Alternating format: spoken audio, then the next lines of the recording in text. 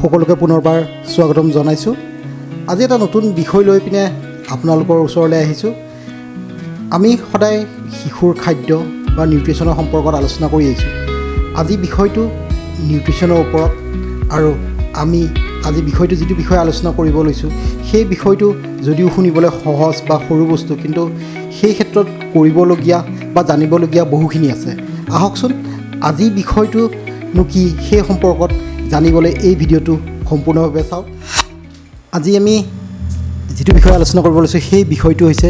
খাদ্য সামগ্ৰী ষ্ট'ৰেজৰ ওপৰত, বা আমি সচৰাচৰ যিটো ঘৰত ব্যৱহাৰ কৰি আছোঁ ৰেফ্ৰিজাৰেটৰ বা ফ্ৰিজ, সেই ফ্ৰিজ বা ৰেফ্ৰিজাৰেটৰত আমি আমাৰ ভেজিটেবল হওক বা আমাৰ বনোৱা খাদ্য সামগ্ৰী কেনেধৰণে ষ্ট'ৰ কৰিছোঁ, বা সেইটো আমি যেনেধৰণে ফ্ৰিজত বস্তুবিলাক বজাৰৰ পৰা আনি ভৰাই থওঁ, বা আমি কেতিয়াবা শাক পাচলি বা কেতিয়াবা আমাৰ যেতিয়া খাদ্য সামগ্ৰী বনাই হয় বা এক্সেছ হয় তেতিয়া আমি ফ্ৰিজত ৰাখোঁ, যে সেইটো ৰখা কিমান দূৰ যুক্তিপূৰ্ণ, বা সেইটো পিছলৈ গৈ আমি যিখিনি গুণাগুণ তাৰ পৰা পাব লাগিছিল ফ্ৰিজিং কৰাৰ পিছত বা ঠাণ্ডা হোৱাৰ পিছত ৰেফ্ৰিজাৰেটৰত থোৱাৰ পিছত সেইখিনি গুণাগুণ সঠিকভাৱে পাম নাপাম এই সম্পৰ্কে আলোচনা কৰিবলৈ এই ভিডিঅ'টোৰ জৰিয়তে আপোনালোকৰ ওচৰলৈ আহিছোঁ। আমি যেতিয়া শাক পাচলি বজাৰৰ পৰা কিনি আনো বা শাক পাচলি যেতিয়া আমি বজাৰৰ পৰা কিনি আনো, চিধাই আমি তেতিয়া আমাৰ যিখিনি শাক পাচলি আছে কেতিয়াবা ধুই পিনে হওক বা কেতিয়াবা নোধোৱাকৈ হওক বা কেতিয়াবা পলিথিনেদি হওক বা কেতিয়াবা বেলেগ অন্য উপায়েৰে হওক আমি ফ্ৰিজত সদায় ষ্ট'ৰ কৰোঁ, বা কেতিয়াবা আমি চাবচোন আমি থকা মাছ মাংসই হওক বা অন্যান্য যি সামগ্ৰী আমি ফ্ৰিজটো ঘৰত ইমান সচৰাচৰ ব্যৱহাৰ কৰি আছোঁ যে ফ্ৰিজটোৰ আচলমতেনো কেনেধৰণে ব্যৱহাৰ কৰিব লাগে, বা আচলমতে কি বস্তু আমি কিমান টেম্পাৰেচাৰত ষ্ট'ৰ কৰিব পাৰোঁ, কেনেধৰণে ষ্ট'ৰ কৰিব পাৰোঁ, সেই সম্পৰ্কত আজি আলোচনা কৰিবলৈ এই ভিডিঅ'টো প্ৰস্তুত কৰিছোঁ। শাক পাচলিৰ ক্ষেত্ৰত আমি দেখোঁ কেতিয়াবা আমি আমাৰ ফ্ৰিজটোত বা আমাৰ ৰেফ্ৰিজাৰেটৰটোত এতিয়া গৰম দিনত বেছিকৈ ব্যৱহাৰ হয় পানীৰ পৰা আদি কৰি সকলো ধৰণৰ বস্তু, গাখীৰ হওক, দৈ হওক, ক্ৰীম হওক, টমেটো কেচাপে হওক বা বাটাৰে হওক, মৌৱে হওক, চব সামগ্ৰী, শাক পাচলিয়ে হওক, মানে চব সামগ্ৰী আমি ফ্ৰিজত ষ্ট'ৰ কৰি থওঁ যাতে বেয়া নহয়। কিন্তু এই ক্ষেত্ৰত মই ক'ব বিচাৰোঁ যে আমি যদি কিছুমান এনেকুৱা সামগ্ৰী আছে যিবিলাক আমি বিভিন্ন ধৰণৰ ষ্টাডিত পাইছোঁ যে বহুতে এই ৰিচাৰ্চত ক'ব বিচাৰে বা ষ্টাডিত ক'ব বিচাৰে যে ৰেফ্ৰিজাৰেশ্যন বা ফ্ৰিজিং যিটো সেয়া আছে, ৰেফ্ৰিজাৰেটৰ আমি যিটো ঘৰত ব্যৱহাৰ কৰোঁ সচৰাচৰ কিছুমান ষ্টাডিত কৈছে যে প্ৰথম যেতিয়া আমাৰ ৰেফ্ৰিজাৰেটৰটো আৱিষ্কাৰ হৈছিল তেতিয়া বিশেষকৈ মানে এই মেডিচিন ষ্ট'ৰ কৰিবৰ কাৰণেহে আৱিষ্কাৰ হৈছিল, সেইটো ঘৰুৱা সামগ্ৰী থ'বৰ কাৰণে আৱিষ্কাৰ হোৱা নাছিল। আৰু এটা ৰিচাৰ্চত পাইছোঁ যে আমি যিটো ৰেফ্ৰিজাৰেটৰ বা কুলিং ছিষ্টেমটো ব্যৱহাৰ কৰোঁ বা ফ্ৰিজটো ব্যৱহাৰ কৰোঁ, ফ্ৰিজটো ঠাণ্ডা কৰিবৰ কাৰণে যিকেইটা গেছ দৰকাৰী হয়, যে গেছৰ জৰিয়তে আমাৰ শাক পাচলিসমূহ সতেজ হৈ ৰাখে বা থাকে, সেই গেছবিলাক স্বাস্থ্যৰ কাৰণে খুবেই ক্ষতিকাৰক। আৰু যিহেতু গেছৰ জৰিয়তে আমি জানো যে ফ্ৰিজত কম্প্ৰেছাৰ থাকে বা গেছটো কম্প্ৰেছাৰৰ জৰিয়তে প্ৰেছাৰ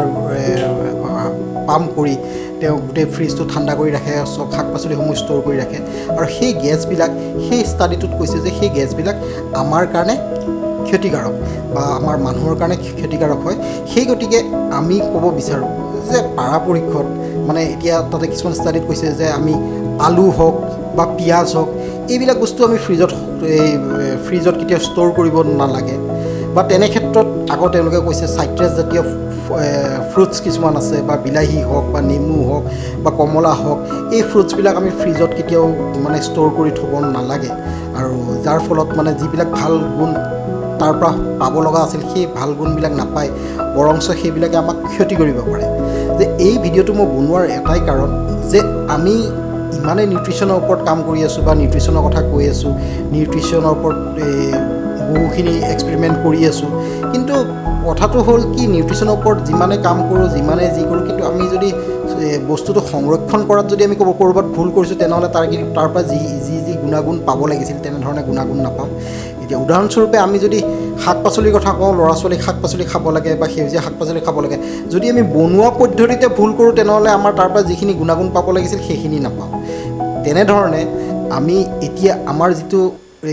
সংৰক্ষণ কৰা পদ্ধতি, যিটো আমি শাক পাচলি বজাৰ কৰি সংৰক্ষণ কৰোঁ বা ফল মূল বজাৰ কৰি সংৰক্ষণ কৰোঁ। এতিয়া আমি যদি সেইটো সংৰক্ষণ কৰিব ফ্ৰিজত কেনেধৰণে কৰিব লাগে সেই সম্পৰ্কে নাজানো, তেনেহ'লে সেই তাৰ গুণাগুণখিনি পাবই, বৰঞ্চ সেইটো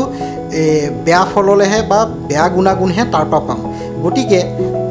আমি ভাবোঁ যে ফ্ৰিজিং বা বস্তু কেনেধৰণে সংৰক্ষণ কৰিব লাগে এই ক্ষেত্ৰত আমি এটা আলোচনা হোৱা দৰকাৰ। আৰু ইয়াৰ পিছৰ ভিডিঅ'টোত আৰু অভিজ্ঞ লোকৰ সৈতেও আমি আলোচনা কৰিম বা আমি এই অনলাইনৰ মাধ্যমেদিও তেওঁলোকৰ লগত আলোচনা কৰিম, যিয়ে আপোনালোকে তাৰ পৰা জানিব পাৰিব যে ফ্ৰিজিং কি বস্তু কেনেধৰণে আমি ফ্ৰিজিং কৰিব পাৰোঁ, কিমান দিনলৈকে আমি ফ্ৰিজিং কৰিব পাৰিম আৰু কেনেধৰণে ফ্ৰিজিং কৰিলে আমি যিবিলাক বস্তুৰ গুণাগুণ পাব লাগে। এতিয়া কিছুমান ষ্টাডিত কৈছে যেনেধৰণে কল হওক বা অন্যান্য ফল মূল হওক যদি ফ্ৰিজিং কৰোঁ তাৰ পৰা যিখিনি ভাল হ'ব লাগিছিল সেইখিনি বেয়া গুণ হয়গৈ, বেয়া ফল পায়গৈ। এতিয়া ফ্ৰিজিংটো টেম্পাৰেচাৰ সদায় আমি ৰেফ্ৰিজাৰেটৰ টেম্পাৰেচাৰ এটা মিনিমাম পইণ্টত থকা হয়, কিন্তু প্ৰত্যেকটো শাক পাচলিৰ কাৰণে, প্ৰত্যেকটো বস্তুৰ কাৰণে একেটাই টেম্পাৰেচাৰ জানো দৰকাৰ হ'ব? আমাৰ দুটা টেম্পাৰেচাৰ সচৰাচৰ আমি যিবিলাক ঘৰত ফ্ৰিজ ব্যৱহাৰ কৰোঁ বা ৰেফ্ৰিজাৰেটৰ ব্যৱহাৰ কৰোঁ সেইবিলাকত চাব, ওপৰত যদি বা কেতিয়াবা আজিকালি তলতো হৈছে, ওপৰত যদি আমি আইচিং বা বৰফ বনাওঁ বা আইচ বনাওঁ তেনেহ'লে তলৰ ষ্ট'ৰবিলাকত আমি শাক পাচলি ৰাখোঁ বা অন্যান্য ফল মূল বা অন্যান্য পাচলিসমূহ ৰাখোঁ। কিন্তু এই টেম্পাৰেচাৰটো তললৈ ক্ৰমান্বয়ে কমি আহে। কিন্তু এই শাক পাচলিৰ ক্ষেত্ৰত বা বিলাহীৰ ক্ষেত্ৰত বা আলু পিঁয়াজৰ ক্ষেত্ৰত যে একেটা টেম্পাৰেচাৰ দৰকাৰ হ'ব জানো? যে তেনেধৰণে আমি কিমান দিন সংৰক্ষণ কৰিব পাৰিম সেই কথাটো এটা গুৰুত্বপূৰ্ণ বিষয়। যে আমি এতিয়া বহুতক দেখা পাওঁ যে পিঁয়াজ এডোখৰ কাটি পিনে ফ্ৰিজত সংৰক্ষণ কৰা হয় বা আজিকালি নহৰু কেতিয়াবা গুচাই পিনেও দেখা পাওঁ যে নহৰু কেতিয়াবা গুচাই পিনে তাতে যাতে সময়টো বাচি যায়, যে নহৰু গুচাই পিনে তাতে ষ্ট'ৰ কৰা দেখা যায়। কিন্তু এই সম্পৰ্কত আমাক ষ্টাডিবিলাকত কৈছে যে আদা, নহৰু বা আলু, পিঁয়াজ বা শাক পাচলি যদি আমি ষ্ট'ৰ কৰোঁ বা বজাৰৰ পৰা যেনেধৰণে পলিথিনত আনিলোঁ, পলিথিনত বান্ধি আমি ষ্ট'ৰ কৰি দিলোঁ, তেনেধৰণে ষ্ট'ৰ কৰিলে তাৰ পৰা যিখিনি গুণাগুণ পাব লাগিছিল বা শাক পাচলিখিনিও মানে নষ্ট হৈ যায়গৈ, খুব সোনকালে নষ্ট হৈ যায় আৰু তাৰ পৰা যিখিনি গুণাগুণ পাব লাগিছিল সেইখিনি গুণাগুণ নাপাওঁ। যে এই ক্ষেত্ৰত বহুতো ষ্টাডি চালোঁ যে আমাৰ আজিকালিৰ সমাজত যিবিলাক মানে বেমাৰৰ ৰোগৰ সৃষ্টি হৈছে, যে আগৰ সমাজত এনেধৰণৰ আগৰ দিনত ইমান বেমাৰ, ডায়েবেটিছ, চুগাৰ, কেঞ্চাৰৰ পৰা আদি কৰি বিভিন্ন ধৰণৰ বেমাৰসমূহ আগৰ সমাজত নাছিল। আগৰ সমাজত তেতিয়া ভাবিলোঁ যে দুটা বস্তুৰ কাৰণেই হয়তো আমি ক'ৰবাত ভুল কৰি আছোঁ, যে এটা হৈছে খাদ্য সামগ্ৰী সংৰক্ষণ কৰা পদ্ধতিটো আৰু এটা হৈছে মই ভাবোঁ যে আমি এতিয়া আজিকালি যিটো প্ৰেছাৰ কুকাৰত আমি ব্যৱহাৰ কৰোঁ, যিটো আগৰ দিনত ভাতৰ মাৰ বহুত ওলাইছিল, কিন্তু আজিকালি সেই মাৰসমূহ যে ভাতৰ পৰা ওলোৱা, চাউলৰ পৰা ওলোৱা মাৰসমূহ সেইখিনি প্ৰেছাৰ কুকাৰৰ জৰিয়তে তাতে এবজৰ্ব হয় আৰু তাৰ পৰা আমি খাই পিনে সেইখিনি মানে যিখিনি আগতে আমি মাৰখিনি বা নিহনিখিনি আগতে কৈছিলে সেইখিনি আমি গৰুক বা দানাৰ লগত মিলাই দিছিলোঁ বা কিবা দিছিলোঁ, কিন্তু আজিকালি প্ৰেছাৰ কুকাৰ হোৱাৰ লগে লগে সেইখিনি বস্তু নাই। এই দুটা বস্তুৰ ক্ষেত্ৰত মই ভাবোঁ যে সেই দুটা বস্তু যদি আমি সঠিক মানে ব্যৱহাৰটো শিকিব নোৱাৰোঁ বা সঠিক ব্যৱহাৰটো নাজানো, তেনেহ'লে আমি এই যিমানেই আমি নিউট্ৰিশ্যনৰ ওপৰত সজাগ কৰোঁ বা নিউট্ৰিশ্যনৰ ওপৰত কওঁ বা নিউট্ৰিশ্যনৰ খাদ্য আমি খাওঁ, তেনেহ'লে তাৰ পৰা আমি যিখিনি ভাল পাব লাগিছিল সেইখিনি ভাল নাপামগৈ। যে সেই গতিকে মই নেক্সট এটা খণ্ড প্ৰস্তুত কৰিম, যিটো খণ্ডত এক্সপাৰ্ট বা আপোনালোকৰ অপিনিয়ন দৰকাৰ হ'ব বা আপোনালোকৰ মতামত দৰকাৰ হ'ব যে ফ্ৰিজিং, যে আমি বস্তু সংৰক্ষণৰ ওপৰত আমি কেনেধৰণে ব্যৱহাৰ কৰিব পাৰোঁ বা কি বস্তু কেনেধৰণে থ'লে কিমান দিন থাকিছে আৰু কি বস্তু আমি সংৰক্ষণ কৰিব পাৰিম, কেনেধৰণে সংৰক্ষণ কৰিব পাৰিম, আমি অনলাইনৰ মাধ্যমেদি এটা আলোচনা দৰকাৰ আছে বুলি মই ভাবোঁ। আৰু সেই গতিকে সকলোকে এই ভিডিঅ'ৰ জৰিয়তে সেই আলোচনাত আগভাগ ল'বলৈ আৰু সেই আলোচনাৰ সেই বিষয়বস্তুত অংশগ্ৰহণ কৰিবলৈ সকলোকে আহ্বান জনাওঁ। আৰু বিশেষকৈ ভিডিঅ'টো বেছি দীঘল নকৰোঁ, মানে এই সম্পৰ্কত দীঘল আলোচনা এটা দৰকাৰ আছে আৰু এইটো প্ৰথম ভিডিঅ' আৰু এই বিষয়বস্তু সম্পৰ্কত এইটো প্ৰথম ভিডিঅ'। এই সম্পৰ্কত পিছৰ ভিডিঅ'টোলৈ ঠেলি থলোঁ, যাতে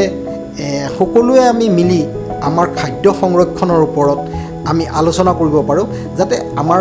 ভৱিষ্যত যিটো প্ৰজন্ম উঠি অহা যিটো শিশু তেওঁলোকে যাতে আমাৰ দৰে ৰোগী বা বিভিন্ন ৰোগৰ পৰা হাত সাৰি থাকিব পাৰে তাৰে উপায় উলিয়াব পাৰোঁ। গতিকে সকলোকে ধন্যবাদ জনালোঁ আৰু ইমান সময় আপোনালোকৰ ব্যস্ততাপূৰ্ণ সময় ইমান সময় ধৈৰ্য সহকাৰে শুনাৰ বাবে পুনৰবাৰ সকলোকে শুভেচ্ছা আৰু ধন্যবাদ জনাই এই ভিডিঅ'টো ইয়াতে সমাপ্ত কৰিলোঁ। ধন্যবাদ।